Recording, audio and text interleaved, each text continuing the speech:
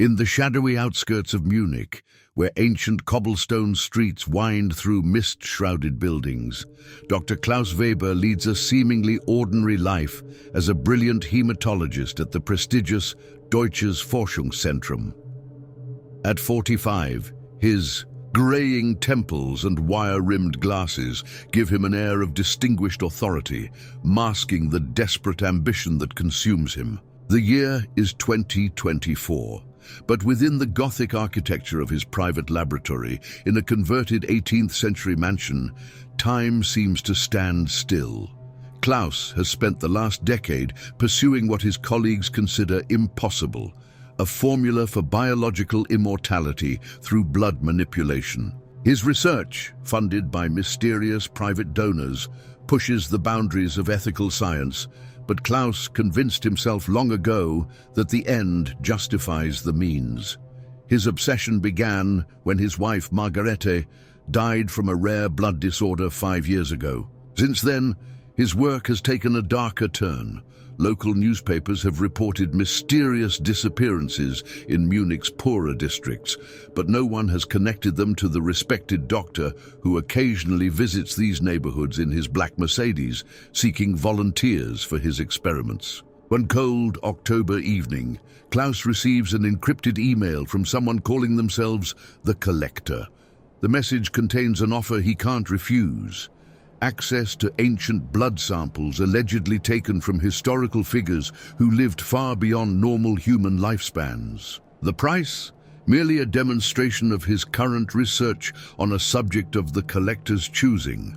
What Klaus doesn't realize is that his response to this email sets in motion a chain of events that will force him to confront not only the moral implications of his work, but also a shadowy organization that has been manipulating blood-related research for centuries. As he delves deeper into this dark partnership, the line between researcher and monster begins to blur. In his basement laboratory, rows of sophisticated equipment hum alongside artifacts that seem out of place in a modern facility. Ancient, alchemical texts, medieval medical instruments, and a collection of ornate vials containing substances that glow with an unnatural crimson light. Each failed experiment brings him closer to crossing a line from which there is no return, and each success carries a price paid in blood. The stage is set when Klaus receives a package containing a vial of dark, almost black blood, accompanied by a note: "Prove yourself worthy. Subject: Heinrich Miller, political prisoner, number 247. Attached is a photo of a man being held in a private detention facility outside Berlin. This is his chance to demonstrate his research's potential, but as Klaus will soon discover, Heinrich Miller is not the ordinary prisoner he appears to be, and the collector's true motives run deeper than mere scientific curiosity. As Munich's winter approaches and darkness falls earlier each day, Klaus Weber stands at the threshold of achieving his life's work. But in the shadows, ancient forces are stirring, and the price of immortality may be higher than even he is willing to pay. In the dimly lit streets of Munich's Maxvorstadt district, where centuries-old buildings loom like silent sentinels against the grey October sky, Dr. Klaus Weber's footsteps echo through the empty corridors of his converted mansion laboratory. The building, once a nobleman's residence dating back to 1784, now houses state-of-the-art medical equipment behind its weathered stone facade. Its Gothic spires and gargoyles cast long shadows across the meticulously maintained garden, where rare nightshade and belladonna grow among more conventional medicinal herbs. Klaus's reputation in the medical community has always been a subject of whispered conversations. His colleagues at the Deutsches Forschungszentrum admire his brilliant mind, but fear the intensity that burns behind his steel-grey eyes. At 45, his once dark hair has begun to silver at the temples, and deep lines crease his forehead from years of concentrated study. His tall, lean frame moves with practiced precision through his laboratory, each gesture economical and purposeful, like a surgeon preparing for a complex operation. The basement laboratory, his true sanctuary, spans the entire foundation of the mansion. The space is a jarring fusion of past and present. Modern centrifuges and gene sequencers hum alongside display cases containing medieval bloodletting tools and ancient alchemical manuscripts. The air carries the sterile scent of antiseptic, mingled with the musty aroma of old parchment and leather-bound books. In one corner, a sophisticated cooling unit houses rows of blood samples, each labeled with meticulous care, while across the room, an antique wooden cabinet contains vials of substances that seem to pulse with their own inner light. 5 years ago, Klaus watched helplessly as his beloved Margarete wasted away from von Willebrand disease, a rare blood disorder that their modern medical knowledge couldn't cure. Her death transformed him. The brilliant researcher who once championed ethical boundaries became obsessed with pushing past them. His private journals, locked in a safe behind a portrait of Margaret, detail experiments that would horrify his colleagues, tests on blood samples obtained through increasingly questionable means. The disappearances began subtly. First, a homeless man from the Hauptbahnhof area vanished without trace. Then a prostitute from Schwabing went missing. The police files note no connection between the cases, but in Klaus's basement, carefully preserved tissue samples tell a different story. Each failure brought him closer to success. Each death provided new data, and Klaus learned to silence his conscience with the mantra that these sacrifices served a greater purpose. His latest breakthrough came from combining modern genetic engineering with principles found in a 15th century text on blood alchemy. The results showed promise. Test subjects demonstrated remarkable cellular regeneration before their inevitable, horrific deaths. Klaus documented everything with scientific precision, even as the screams echoed through his soundproofed laboratory. The email from the collector arrived at precisely midnight. Klaus was reviewing data from his latest failed experiment when his computer chimed. The message was encrypted with a complexity that suggested military-grade security. Inside was an offer that made his hands tremble: blood samples from historical figures who'd allegedly lived far beyond normal human lifespans. The email included carbon dating results and DNA analyses that, if genuine, would revolutionize his research. The collector's terms were specific: demonstrate his research's potential on Heinrich Müller, political prisoner, Betunu 247, held in a private facility outside Berlin. The attached photograph showed a middle-aged man with vacant eyes and a number tattooed on his forearm, but something about the image made Klaus uneasy. The prisoner's eyes seemed to hold centuries of wisdom, and his stance suggested someone merely playing at imprisonment. Klaus spent 3 days analyzing the blood sample that arrived by private courier. The substance was unlike anything he'd ever seen, darker than normal blood, with properties that defied conventional medical understanding. Under the microscope, the cells moved with an almost intelligent purpose, and they remained alive, despite the absence of any preservative compounds. As winter descends on Munich, transforming the city into a landscape of frost and shadows, Klaus prepares for the demonstration that could finally unlock the secret of immortality. His laboratory has become a temple to his obsession, each instrument carefully calibrated, each solution precisely measured. But in his dreams, Margaret's voice warns him of dangers he refuses to acknowledge, and the gargoyles on his mansion seem to watch his movements with growing interest. The ancient organization that calls itself the Collectors has waited centuries for someone like Klaus, brilliant, desperate, and willing to sacrifice anything in pursuit of eternal life. As he makes his final preparations, dark cars begin appearing on his street, their windows tinted black, their occupants unseen.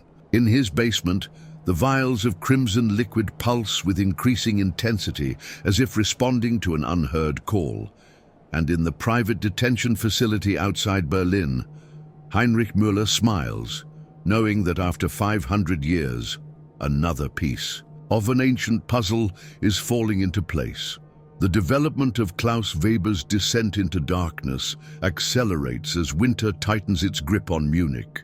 The ancient mansion's corridors grow colder, and the shadows in its corners seem to writhe with newfound purpose. His first meeting with the collector's representatives takes place in the Englischer Garten during a snowfall that muffles all sound, creating an otherworldly atmosphere. Three figures in tailored black suits emerge from a Mercedes Maybach. Their movements are naturally fluid. The leader, who introduces herself only as Frau Schneider, speaks with an accent Klaus cannot quite place, something older than any language he knows. The terms of their arrangement become clearer during this meeting. The collectors' organization, which Frau Schneider reveals has existed since the time of the Holy Roman Empire, has facilities across Europe where they conduct their true work. The Berlin detention center is merely one of many. As she speaks, Klaus notices her teeth seem oddly sharp, and her skin has a pallor that his medical training suggests is impossible in a living person. Heinrich Müller, their chosen test subject, has a history that Frau Schneider reveals piece by piece. He isn't merely a political prisoner, he's been in various prisons across Germany for the past 50 years, yet photographs show him never aging. The organization moves him periodically to avoid suspicion, but now they need to understand the source of his longevity. Klaus realizes that Müller represents everything he's been searching for, but the man's blood sample continues to behave in ways that defy explanation. In his laboratory, Klaus begins preparing for the demonstration. He combines Müller's blood sample with his own experimental formulas, and the results are extraordinary. The merged solution creates cellular regeneration at rates he's never seen before, but there's something else. Something that his equipment can barely detect. The blood seems to carry memories, fragments of consciousness that manifest in bizarre ways. Lab rats injected with small doses begin exhibiting behaviors suggesting memories that aren't their own, speaking through their actions of places and times they couldn't possibly know. The organization provides Klaus with more resources: ancient texts recovered from monasteries across Europe, laboratory equipment that seems decades ahead of current technology, and more blood samples, each with its own impossible history. His basement laboratory expands as he breaks through into forgotten chambers beneath the mansion, discovering spaces that seem designed for his work, as if the building itself has been waiting for him. As Klaus delves deeper into his research, strange events begin to plague him. He starts losing time, finding himself in different rooms, with no memory of how he got there. His dreams are filled with visions of medieval laboratories and ancient rites, and he wakes speaking languages he never learned. The portrait of Margaret in his study seems to change expression when he's not looking directly at it, and sometimes he swears he can hear her voice calling from the deeper chambers beneath the mansion. The organization's influence becomes more apparent in his daily life. His colleagues at the Deutsches Forschungszentrum stop questioning his absences or the unusual deliveries to his laboratory. Local police investigations into missing persons mysteriously cease. Even his banking records seem to alter themselves, with unlimited funds appearing for his research. Klaus begins testing larger doses of his enhanced formula on human subjects provided by the organization. The results are both promising and horrifying. Test subjects demonstrate remarkable regenerative abilities, but they also exhibit disturbing personality changes. They speak of memories spanning centuries, describe historical events in vivid, first-hand detail, and demonstrate knowledge they couldn't possibly possess. More disturbingly, they all speak of a hunger that Klaus recognizes from his own growing obsession with the research. Frau Schneider makes more frequent visits to his laboratory, each time bringing new requirements and subtle threats veiled as suggestions. She reveals that Heinrich Müller isn't just a test subject. He's a former member of their organization who attempted to break away, taking crucial secrets with him. His apparent imprisonment is part of a larger punishment, one that has lasted far longer than any human lifespan should allow. The mansion itself seems to be changing, or perhaps Klaus is finally seeing it for what it always was. The gargoyles rearrange themselves when he's not watching, and the basement chambers continue to expand, revealing rooms filled with equipment that combines ancient occult designs with modern technology. He discovers hidden libraries containing books bound in materials he refuses to identify, and storage rooms holding specimens that defy biological classification. His own transformation becomes harder to ignore. Klaus notices his reflection growing fainter in mirrors, and his hunger for conventional food is replaced by cravings he doesn't dare acknowledge. His skin becomes sensitive to sunlight, and he finds himself working longer into the night, his eyes adapting too well to the darkness. The formula he's developing isn't just changing his test subjects, it's changing him. As the demonstration date approaches, Klaus receives a final package from the collector. Inside, he finds a set of surgical tools that carbon dating places at over 500 years old, yet they're in pristine condition. With them is a note written in what tests reveal to be human blood. These were used in the first successful procedure. They await their master's return. Because Klaus realizes that his role in this experiment may be very different from what he initially believed, and the true price of immortality begins to reveal itself in ways that will forever alter his understanding of life, death, and the dark. Spaces in between, the intricate web of relationships surrounding Klaus Weber's descent into darkness begins to crystallize as his transformation accelerates. His once professional relationship with Frau Schneider evolves into something more complex and sinister. During their midnight meetings in his laboratory, she reveals fragments of her own history, hints of a life that spans centuries, of a transformation similar to what Klaus is experiencing. Her presence brings an otherworldly cold to the room, and Klaus notices how the ancient equipment in his laboratory seems to respond to her proximity, humming with renewed energy when she passes. The dynamics within the mansion shift as Klaus brings in Dr. Elena Kovac, a brilliant immunologist from Prague, whose research on blood disorders initially drew his attention. Elena's arrival adds a new dimension to the work, but also complications. She notices things others miss: the strange behavior of the blood samples, the impossible readings on their instruments, the way certain specimens seem to move with purpose when no one is watching. Her scientific skepticism clashes with the increasingly supernatural nature of their discoveries, creating tension that Klaus finds both frustrating and intriguing. Elena's presence stirs something in Klaus that he thought died with Margarete. Her intellectual curiosity matches his own, and her ethical boundaries remind him of who he used to be. But as their work progresses, he notices subtle changes in her too. The specimens affect everyone differently. While Klaus's transformation manifests in physical changes and growing supernatural awareness, Elena begins experiencing vivid visions of past experiments, her dreams filled with memories that aren't her own. The relationship between Klaus and Heinrich Müller becomes increasingly complex as the demonstration date approaches. During supervised visits to the Berlin facility, Müller reveals himself to be far more than a simple test subject. He speaks to Klaus in dozens of languages, some long dead, sharing insights into the nature of blood and immortality that could only come from centuries of first-hand experience. But there's a warning in everything he says, coded messages about the true nature of the collector's organization and the price of the immortality they offer. Klaus's remaining connections to the outside world begin to fray. His colleagues at the Deutsches Forschungszentrum grow distant, instinctively sensing the change in him.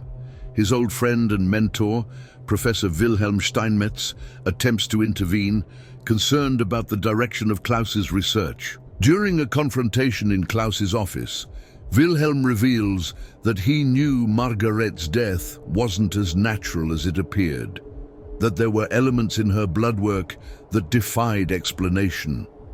The revelation shakes Klaus, suggesting a connection between his wife's death and the organization that now guides his work. The mansion's staff, handpicked by the collectors' organization, operate with mechanical efficiency and unsettling synchronization.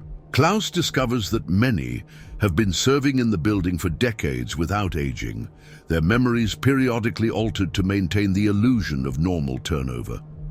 His head housekeeper, Frau Müller, has been maintaining the mansion since before his birth. Though she appears no older than 40, she becomes an unexpected confidant, sharing secrets about the mansion's history and the true nature of the experiments that have been conducted within its walls for centuries. A peculiar bond forms between Klaus and the test subjects in his basement laboratory.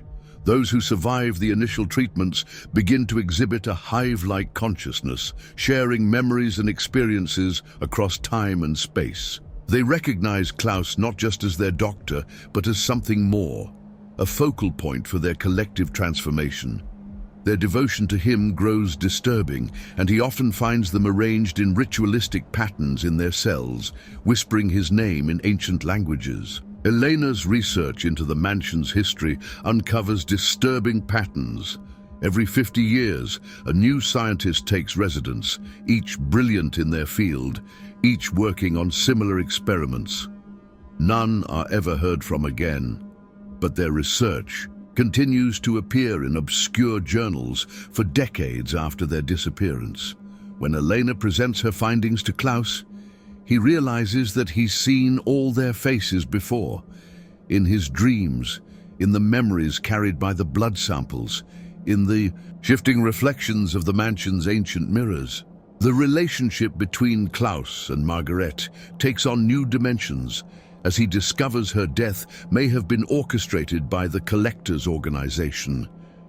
Through the mansion's expanding network of underground chambers, he finds evidence that she had been researching the same phenomena, following a trail of blood-based experiments through history. Her portrait in his study becomes a focal point for supernatural activity, and Klaus begins to sense her presence more strongly, not as a ghost, but as something preserved within the mansion's very walls. As the full moon approaches, the designated time for Müller's demonstration, the interpersonal dynamics reach a breaking point. Elena discovers something in Müller's bloodwork that threatens to unravel everything. Frau Schneider's visits become more frequent and threatening. The test subjects grow increasingly agitated, their shared consciousness reaching out to Klaus with urgent warnings. And beneath it all, the mansion itself seems to be awakening, its ancient stones resonating with the accumulated power of centuries of blood experiments. Klaus finds himself at the center of a web of relationships spanning centuries, each person connected by blood, power, and transformation. The line between ally and enemy blurs as he realizes that everyone in his orbit, Elena, Frau Schneider, Müller, even the memory of Margarete, plays a role in a grand design that began long before his birth and will continue long after. What he once thought of as death. The turning point in Klaus Weber's descent into immortality unfolds during a bitter winter night in Munich as Arctic winds howl through the mansion's Gothic spires. The demonstration date coincides with a rare astronomical event, a blood moon that bathes the city in crimson light. In his basement laboratory, Klaus makes final preparations for Heinrich Müller's arrival. But the carefully orchestrated experiment begins to unravel in ways that defy both science and sanity. The night begins with Elena's frantic call from her research station in the East Wing. Her voice trembles as she describes impossible changes in Muller's latest blood samples. The cells aren't just regenerating, they're evolving, creating structures that resemble ancient symbols. More disturbing still, under extreme magnification, these structures appear to be writing themselves into coherent messages in a script that predates known civilization. As Klaus rushes to her laboratory, the mansion's transformation accelerates. The corridors stretch and twist, defying architectural possibility. Ancient wood paneling ripples like liquid, revealing glimpses of other times, other experiments. The very stones seem to pulse with a rhythm that matches the beating of Klaus's increasingly irregular heart. He finds Eleanor's laboratory empty, her equipment running at full capacity, analyzing samples that glow with an inner light that casts no shadows. Frau Schneider arrives unannounced, accompanied by a procession of figures in ceremonial robes that seem to absorb light rather than reflect it. She reveals the true purpose of the demonstration, not just to test Klaus's formula, but to complete a ritual 5 centuries in the making. Heinrich Müller, she explains, isn't merely a test subject or a former member of their organization. He is the collector himself, fragmented through time, each piece preserved in different vessels, waiting to be made whole again. The basement laboratory becomes the focal point of power as Müller arrives, not as a prisoner, but as a being of terrifying authority. His physical form shifts between ages and identities, each one representing a different period of his fragmented existence. The ancient surgical tools Klaus received begin to vibrate, rising into the air of their own accord, arranging themselves in patterns that match the symbols found in Elena's blood samples. As Klaus learns the truth about Margaret's death, she wasn't just another victim of a blood disorder, but a willing sacrifice in a centuries-old plan. Her portrait in Klaus's study finally speaks, revealing that she had been the collector's agent all along, preparing Klaus for this moment through her life and death. The revelation sends him spiraling into a crisis of identity and purpose, even as the transformation of his own body accelerates. Eleanor reappears, but changed. The blood samples she had been analyzing have affected her at a fundamental level. She moves with the fluid grace of someone who has lived for centuries, her eyes holding the weight of accumulated knowledge.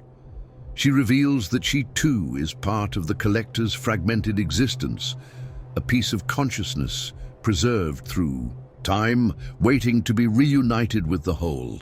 The mansion's true nature asserts itself as the blood moon reaches its apex. The building is not just a structure, but a living organism, fed by centuries of blood experiments. The underground chambers are revealed to be a vast circulatory system, the walls themselves composed of transmuted flesh and bone. Every experiment conducted within its walls has been building toward this night, this convergence of power and purpose. Klaus's formula, developed through years of obsession and sacrifice, proves to be the final catalyst needed. When combined with Müller's blood under the light of the blood moon, it creates a reaction that begins to merge all the fragmented pieces of the collector's existence.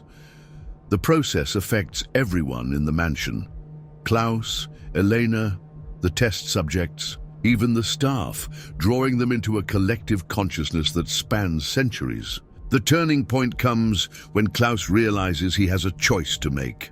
The collector offers him what he's always wanted: true immortality, unlimited knowledge, power beyond human comprehension. But the price is the complete surrender of his individual identity, becoming another fragment in the collector's vast consciousness. In this moment of decision, he feels Margaret's presence more strongly than ever, not as the agent she was, but as the wife he loved, warning him of the true cost of immortality.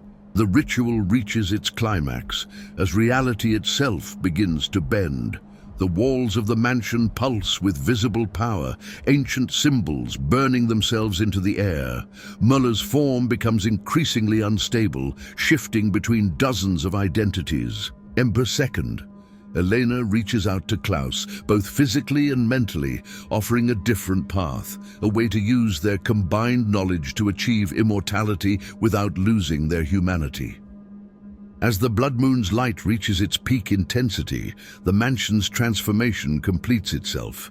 The building becomes a living cathedral of flesh and stone, its spires reaching impossibly high into the crimson sky. The test subjects in the basement, their shared consciousness now fully awakened, begin a chant in languages that haven't been spoken on Earth for millennia. The very air becomes charged with potential, waiting for Klaus's decision. In this moment of crisis, as the boundaries between past and present, life and death, individual and collective begin to dissolve, Klaus discovers that the true price of immortality isn't measured in blood or sacrifice, but in the fundamental choice between power and humanity. His decision in this moment will determine not just his own fate, but the culmination of centuries of preparation and the future of human evolution itself. In the aftermath of the blood moon ritual, Klaus Weber's journey through the depths of transformation and redemption intensifies against the backdrop of a Munich forever altered by supernatural forces. The mansion, now a living entity of flesh and stone, pulses with the collective consciousness of centuries of experiments, its walls weeping a substance that lies somewhere between blood and mercury. Klaus's decision to resist complete absorption into the collector's consciousness has fractured reality itself, creating a battleground where the physical and metaphysical realms collide. The price of his defiance manifests in excruciating detail. His body undergoes waves of transformation as the competing forces of his formula and the collector's ancient blood wage war within his cells. During the day, his skin becomes nearly translucent, revealing a network of darkened veins that carry something far more potent than mere blood. At night, his consciousness expands beyond the confines of his physical form, allowing him to experience centuries of memories belonging to others who made similar choices throughout history. Elena, having chosen to align herself with Klaus's resistance, becomes both his anchor to humanity and a guide through the labyrinth of their shared transformation. Her scientific mind, enhanced by the knowledge of countless predecessors, works to understand and stabilize their evolution. Together, they convert one wing of the mansion into a new kind of laboratory, where the boundaries between scientific equipment and organic matter blur. Their experiments now focus on maintaining their individuality while harnessing the power they've gained. The test subjects who survived the ritual have become something entirely new. No longer mere experiments, they form a collective consciousness that exists in parallel with the collector's influence. Their cells continue to mutate, developing capabilities that defy conventional biology. Some can shift their physical form at will, while others demonstrate the ability to communicate across vast distances through a psychic network that pulses with the same rhythm as the mansion's heartbeat. Frau Schneider reveals herself to be a failed attempt at achieving what Klaus and Elena are becoming. Her body, preserved through centuries of partial transformations, begins to deteriorate as the collector's power wanes. She becomes an unlikely ally, sharing crucial information about previous attempts to resist complete absorption, though her motivations remain shrouded in layers of deception that span centuries. The mansion's transformation continues unabated. Corridors rearrange themselves according to the emotional state of its inhabitants. New chambers emerge from the depths, each one containing artifacts and knowledge from different eras of the collector's existence. The basement laboratory, now a hybrid of organic and mechanical components, develops its own form of consciousness, responding to Klaus's research directives with an intuition that transcends programmed responses. Klaus discovers that Margarete's presence in the mansion is more than a mere echo or planted memory. Her consciousness, preserved through the collector's ancient techniques, exists in a state between life and death. Through the mansion's organic communication network, she guides Klaus through the process of understanding his new existence, revealing that her apparent betrayal was part of a centuries-long plan to create beings capable of transcending the collector's influence. The process of maintaining individuality while mastering their new abilities becomes an exhausting battle of will. Klaus and Eleanor develop a series of rituals that anchor their consciousness to their original identities. They create a complex system of mnemonic triggers throughout the mansion, using both modern technology and ancient symbols to maintain their connection to their human selves. Each night brings new challenges as the collector's consciousness attempts to reclaim them through their dreams.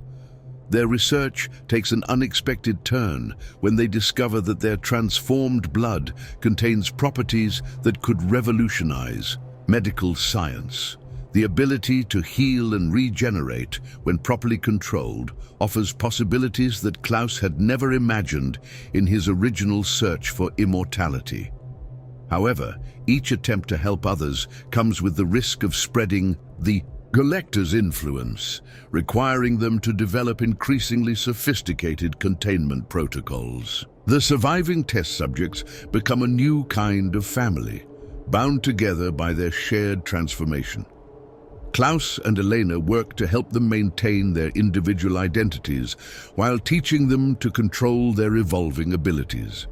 Each success strengthens their collective resistance to the collector's influence, creating a network of consciousness that operates independently of the ancient entity's control. As winter gives way to spring, Klaus begins to understand that true immortality lies not in the preservation of the body, but in the evolution of consciousness itself. The mansion, responding to this realization, begins to generate new spaces. Designed for meditation and consciousness expansion, the ancient surgical tools, still hovering in patterns of their own making, rearrange themselves into configurations that enhance rather than consume human awareness. The process of overcoming their limitations while resisting complete transformation becomes a delicate balance of scientific precision and metaphysical awareness. Klaus and Eleanor document everything, creating a new kind of research that bridges the gap between conventional medicine and supernatural evolution. Their notes, written in a language that combines scientific notation with symbols that appear in their shared visions, begin to outline a path toward controlled transformation. The climactic confrontation unfolds during a rare celestial alignment that bathes Munich in an otherworldly aurora, 6 months after the blood moon ritual. The mansion, now a fully sentient organism, trembles with anticipation as the collector launches a final assault to reclaim its fractured pieces. The very fabric of reality begins to tear as centuries of accumulated power concentrate within the mansion's transmuted walls. Klaus and Elena's transformed existence has reached a critical point where their enhanced consciousness can perceive multiple dimensions simultaneously. They witness the mansion existing in several time periods at once, its corridors stretching through centuries of experiments and rituals. The basement laboratory has evolved into a chamber that defies physical laws, its equipment merging with organic matter to create instruments that measure both scientific and supernatural phenomena. The collector manifests in its true form for the first time, not as Heinrich Müller or any other single vessel, but as a writhing mass of consciousness that tears through the dimensional barriers. Its presence causes the mansion's organic components to react violently, walls pulsing with visible veins of darkened blood, floors rippling like liquid mercury. The entity's voice resonates through every surface, speaking in languages that predate human civilization. The test subjects, now evolved into beings of extraordinary capability, form a psychic barrier around the mansion's perimeter. Their collective consciousness, guided by Klaus and Elena's research, creates patterns of energy that resist the collector's attempt to absorb them. Each subject manifests unique abilities. Some phase through solid matter, others manipulate the structure of reality itself, all working in perfect synchronization. Frau Schneider's true nature is revealed as the battle intensifies. Her deteriorating form splits open, revealing layers of preserved consciousness from hundreds of previous experiments. She becomes a living archive of the collector's failures, each layer containing crucial information about the entity's weaknesses. Her centuries of partial transformation make her both a liability and an invaluable source of knowledge. Margaret's consciousness, woven into the mansion's living architecture, begins to resonate with a frequency that disrupts the collector's assault. The portrait in Klaus's study becomes a gateway between dimensions, revealing the true purpose of her sacrifice. She had discovered a way to use the collector's own methods against it, embedding a code within the mansion's organic matrix that could unravel the entity's power. The ancient surgical tools, still suspended in their complex patterns, begin to orbit the central chamber like metallic constellations. Each instrument carries centuries of accumulated power, and under Klaus's enhanced perception, he sees how they can be used to perform a final ritual, not of consumption, but of separation.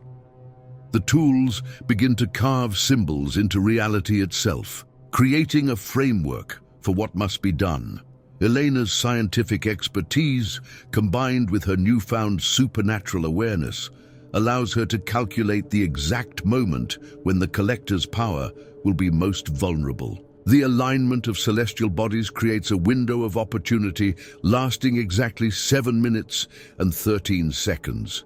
During this time, the barriers between dimensions will be at their weakest, allowing for a permanent separation of consciousness. The test subject's shared consciousness reveals an unexpected truth.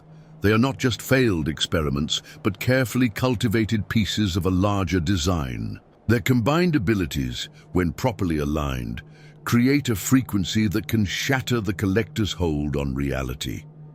Each subject represents a different aspect of transformation, and together they form a key that can lock the entity out of their dimension. Klaus realizes that the formula he created, which initially seemed like a path to physical immortality, was actually designed to create beings capable of existing in multiple states of consciousness simultaneously. The blood samples, the experiments, even his own transformation were steps toward developing entities that could survive the complete separation from the collector's influence. The mansion itself becomes a battlefield where physical and metaphysical forces collide. Rooms fold into impossible geometries as the collector attempts to reassert control over its domain. The organic walls pulse with competing rhythms, the entity's ancient heartbeat clashing with the new frequency generated by Klaus and his allies. Reality fractures and reforms with each pulse, creating pockets where time moves at different speeds. The final confrontation centers on the mansion's heart, a chamber that exists simultaneously in all periods of the building's history. Here, Klaus and Elena must perform a ritual that will permanently sever the collector's connection to their dimension. The procedure requires them to maintain their individual consciousness while channeling power that could easily overwhelm their transformed bodies. As the celestial alignment reaches its peak, the mansion's organic components begin to resonate with Margaret's embedded code. The ancient surgical tools align themselves into a three-dimensional representation of reality's structure, revealing the points where consciousness can be separated from the collector's influence. Klaus and Elena, their bodies now more energy than matter, begin the delicate process of unweaving centuries of accumulated power.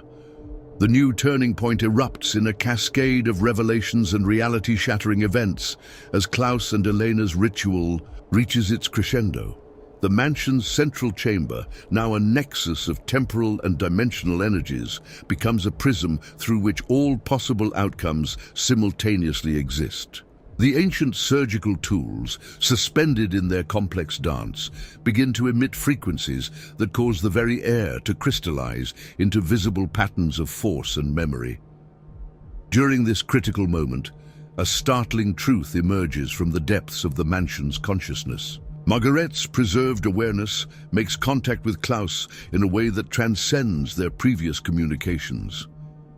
Through their connection, he experiences her final moments not as a victim or an agent of the collector, but as the architect of an elaborate plan spanning centuries. She had discovered through her own research that the collector's consciousness could be fractured permanently, but only if it could be tricked into attempting a complete reassimilation at precisely the right moment.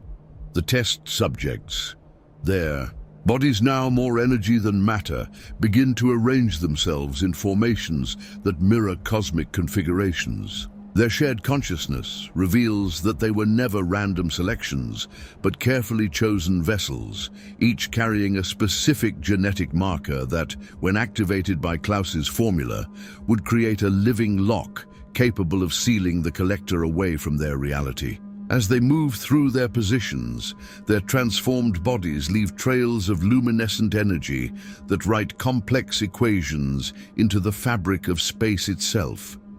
Elena's scientific understanding undergoes a radical expansion as she perceives the mathematical principles underlying reality itself. The formulas she and Klaus developed weren't just biochemical solutions, but keys to understanding the quantum nature of consciousness. Their transformed state allows them to see how the collector had manipulated the fundamental forces of existence, using blood as both a physical medium and a carrier of quantum information. The mansion's organic components begin to pulse with a new rhythm, different from both the collector's ancient heartbeat and the frequency generated by Klaus's allies. This third resonance reveals itself as the awakening of something that had been growing beneath the surface of reality, a new form of consciousness born from the intersection of science and supernatural evolution. The walls themselves begin to display complex patterns that seem to be coding themselves into existence, creating a new language that bridges the gap between human understanding and cosmic truth. Frau Schneider's deteriorating form suddenly stabilizes. As her centuries of accumulated knowledge align with this new frequency, her body becomes a living archive of transformation, each layer of her preserved consciousness contributing to a map of the collector's vulnerabilities. Through her, Klaus and Elena witness the entity's entire history, its origin as a being that discovered immortality at the cost of consuming other consciousnesses, its gradual expansion across time and space, and its fundamental weakness, the need to maintain coherent form through the absorption of new awareness. The ancient surgical tools begin to move with new purpose, their patterns shifting to reflect this deeper understanding. They carve symbols into reality that aren't just magical sigils or scientific formulae, but expressions of a higher dimensional mathematics that describes the structure of consciousness itself. These patterns begin to resonate with the genetic markers in the test subjects, creating a feedback loop that amplifies their collective power. As this new understanding takes hold, the mansion's architecture starts to reflect the change in fundamental reality. Corridors that once shifted randomly now move with precise purpose, creating pathways that exist in multiple dimensions simultaneously. The basement laboratory, where Klaus began his journey, transforms into a space that serves as both a scientific facility and a temple to this new form of existence, its equipment evolving to measure and manipulate both physical matter and conscious energy. Margaret's presence grows stronger as the new frequency builds, her consciousness expanding beyond the confines of the mansion's organic matrix. Through their connection, Klaus realizes that her death was not an ending, but a transformation. She had discovered a way to encode her consciousness into the very structure of reality, becoming a guide for those who would follow. Her sacrifice was not to serve the collector, but to create a foundation for this moment of universal change. The celestial alignment reaches a secondary phase that no astronomical calculations could have predicted. The aurora above Munich shifts into patterns that mirror the symbols being carved by the ancient tools, creating a bridge between earthly and cosmic forces. This connection reveals that the collector's influence extends far beyond Earth, its consciousness reaching into the depths of space itself. Klaus and Elena find themselves at the center of a transformation that transcends their original goals of immortality and scientific understanding. They become aware of a choice that will affect not just their own existence, but the very nature of consciousness in their universe. The power to reshape reality itself lies within their grasp, but using it requires a complete understanding of the price that comes with such fundamental change. The conclusion unfolds across multiple layers of reality as Klaus and Elena harness the unprecedented power flowing through the mansion's transformed structure. The celestial alignment reaches its absolute peak, creating a moment where time itself seems to hold its breath. The aurora above Munich has become a swirling vortex of impossible colors, visible not just to the transformed beings within the mansion, but to every resident of the city who stand transfixed by the supernatural display. In the mansion's heart chamber, Klaus and Elena initiate the final phase of their plan. Their bodies, now existing in a state between physical matter and pure energy, resonate with frequencies that shake the foundations of reality. The ancient surgical tools, moving with conscious purpose, begin their final dance. A complex orbital pattern that creates a three-dimensional mandala of light and shadow. Each tool carries centuries of accumulated power, cutting through the layers of reality to expose the true nature of consciousness itself. The test subjects, arranged in their cosmic configuration, begin to emit waves of energy that interact with the mansion's organic matrix. Their transformed bodies become conduits for a power that bridges the gap between scientific understanding and supernatural force.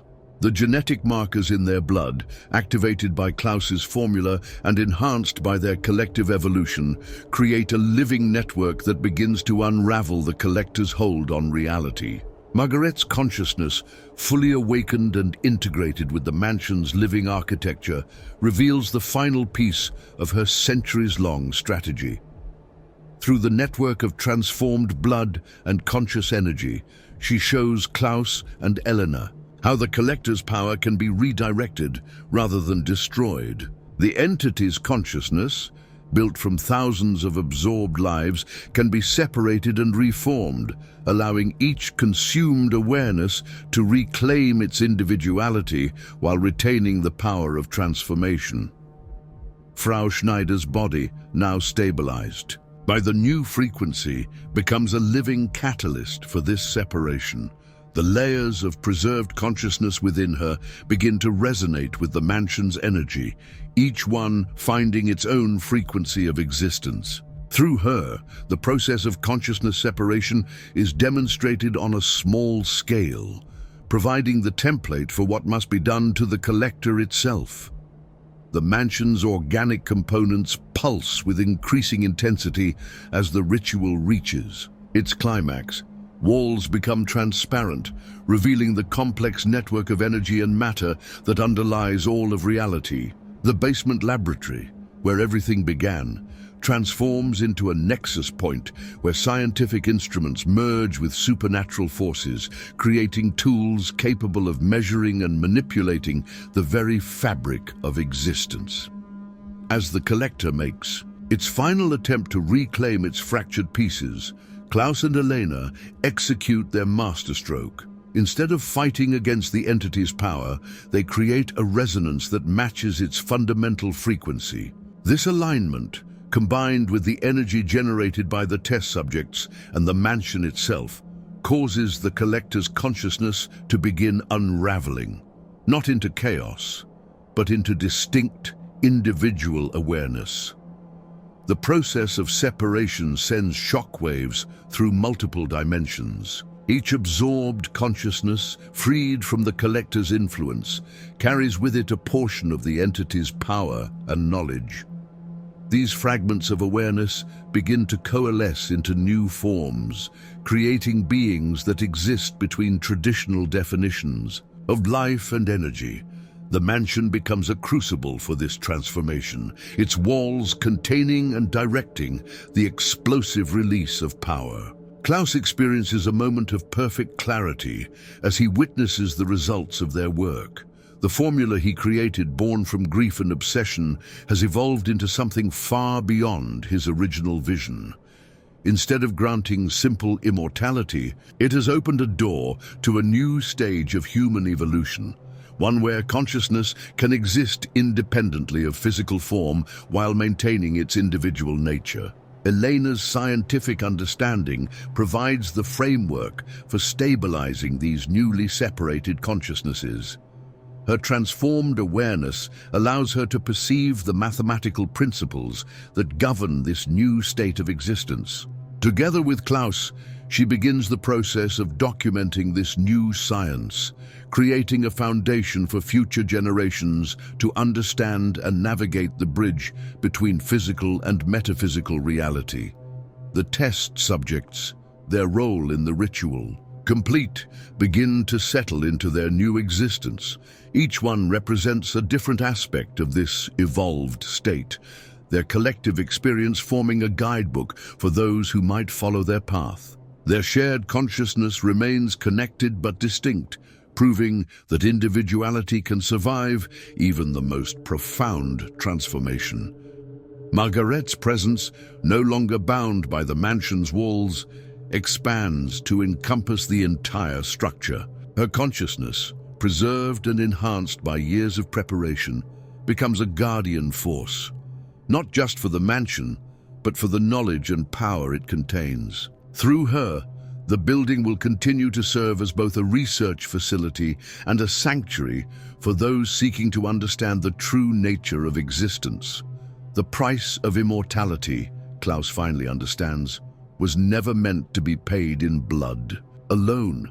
The true cost is the responsibility that comes with profound knowledge, the duty to guide humanity toward a future where consciousness can evolve without losing its essential nature. The mansion, transformed by their efforts, will stand as a testament to this discovery, its halls now housing both scientific truth and supernatural wisdom. As the aurora above Munich begins to fade, the city below returns to normal, though its residents will forever remember the night when reality itself seemed to shift. Within the mansion's walls, Klaus, Elena, and their allies begin the work of understanding and documenting their transformation. They have created something entirely new, not just a path to immortality, but a bridge between what humanity is and what it might become. The epilogue unfolds 5 years after the night that reshaped reality, as Munich's Gothic spires cast long shadows in the light of another winter sunset. The mansion, now a living monument to the merger of science and supernatural evolution, has become a beacon for those seeking understanding of the new frontier between consciousness and reality. Its walls, still pulsing with organic life, have developed an intelligence that extends beyond mere sentience, creating spaces that adapt to the needs of its inhabitants while maintaining the delicate balance between physical and metaphysical existence. Klaus Weber's transformation has stabilized into something unprecedented in human history. His consciousness exists simultaneously across multiple planes of reality, allowing him to perceive and interact with dimensions previously hidden from human awareness. His physical form, when he chooses to manifest it, retains the appearance of his former self, but with subtle alterations that hint at his evolved nature, eyes that shift color with his thoughts, skin that seems to contain galaxies of microscopic light, and movements that suggest a deeper understanding of space and time. Elena has become the primary architect of a new scientific discipline that bridges the gap between conventional physics and consciousness studies. Her laboratory, spanning several dimensional planes within the mansion, houses equipment that defies traditional scientific classification. Through her work, she has begun documenting the mathematical principles underlying consciousness itself, creating formulae that describe the interaction between thought, energy, and reality. Her research has attracted attention from both scientific institutions and ancient mystical orders, though few are prepared for the paradigm shifts her discoveries demand. The test subjects, now fully evolved into their new forms of existence, have established a complex society within and beyond the mansion's walls. Each has developed unique abilities that reflect their individual nature while maintaining connections to their shared consciousness. Some have become teachers, helping others understand the potential for transformation, while others serve as guardians, protecting the knowledge and power contained within the mansion from those who would abuse it. Margaret's presence has evolved beyond even Klaus's expectations. Her consciousness, no longer bound by traditional concepts of existence, has become interwoven with the fabric of reality itself. She manifests in ways that transcend simple appearance, becoming a force that guides and protects those who seek understanding. Her portrait in Klaus's study remains, but now serves as just one of countless points through which she can interact with the physical world. The mansion's basement laboratory, where everything began, has transformed into a nexus of infinite possibility. The ancient surgical tools, still moving in their eternal dance, have become instruments for manipulating the very structure of consciousness.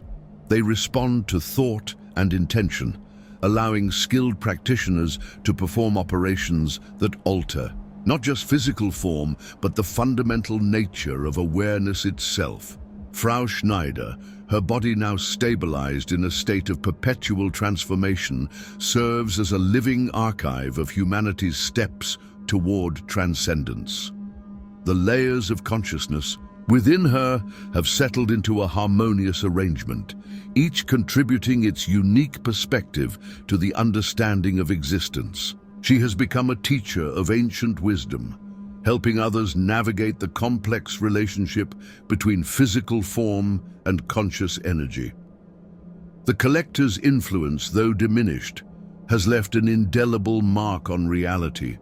The separated consciousnesses that once formed its being have evolved into independent entities, each carrying fragments of ancient knowledge and power. Some have chosen to work with Klaus and his allies, while others have departed to explore the far reaches of existence, creating a network of evolved awareness that spans dimensions. The mansion itself has become a living university where science and supernatural understanding merge. Its corridors, existing in multiple dimensions simultaneously, house laboratories where researchers study the principles of consciousness manipulation, libraries containing knowledge from across time and space, and meditation chambers where students learn to navigate their own potential for transformation. The building's organic components have developed specialized functions, creating environments that facilitate both physical research and consciousness expansion. Munich's residents have adapted to the mansion's presence in their midst, though few understand its true nature. Strange lights in the night sky, impossible sounds, and occasional glimpses of reality's fluid nature have become accepted parts of life near the old Gothic structure. The city itself seems to have developed a subtle awareness, its ancient streets and buildings resonating with frequencies that echo the mansion's transformed state. Klaus and Elena's work has begun to attract others who sense the potential for evolution. Scientists, mystics, and seekers of truth come to the mansion, each finding their own path toward understanding. Some undergo physical transformation, while others focus on expanding their consciousness without altering their form. The mansion accommodates all, its spaces adapting to provide exactly what each seeker needs for their journey. The price of immortality, they have discovered, is not paid in blood but in responsibility. Each transformed being carries the duty of guiding humanity toward its next stage of evolution while preserving the essential nature of individual consciousness. The mansion stands as both guardian and gateway, protecting ancient knowledge while facilitating humanity's gradual awakening to its true potential. As night falls over Munich, the mansion glows with an inner light that speaks of both scientific achievement and supernatural power. Within its walls, Klaus and Elena continue their work, knowing that they have not just achieved immortality, but have opened a door to humanity's future. The price they paid was high, but the transformation they achieved has created possibilities that stretch beyond the boundaries of imagination into realms where consciousness and reality dance in eternal harmony. The story of blood money, the price of immortality, concludes not with an ending, but with the beginning of a new chapter in human evolution. The mansion, its inhabitants, and the knowledge they protect will continue to guide humanity toward understanding the true nature of existence, one transformed consciousness at a time.